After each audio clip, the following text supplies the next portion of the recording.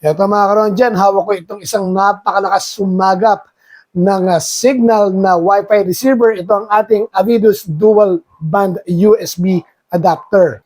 Ito po yung napakadaling install, hindi na po nangangailangan pa ng installer. Ang gagawin lang po natin ay ikakabit natin sa ating USB port.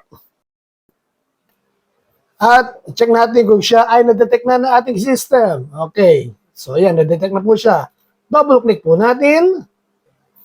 Yan, antayin po natin siyang mag-install sa ating computer. Yan po, i-click po natin itong globe item po natin dito. Ibig sabihin yan ay wala tayong internet connection.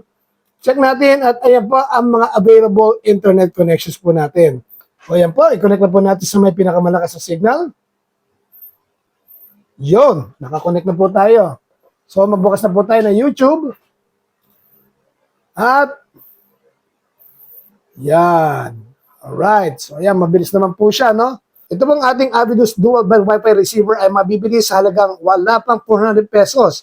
Kaya kung kayo ay naghahanap ng isang reliable at malakas makasagan ng signal na Wi-Fi receiver, well, ito po ang inire-recommend ko sa inyo. Kaya ano pang inaantay nyo? Ilagay nyo na sa Yellow Basket.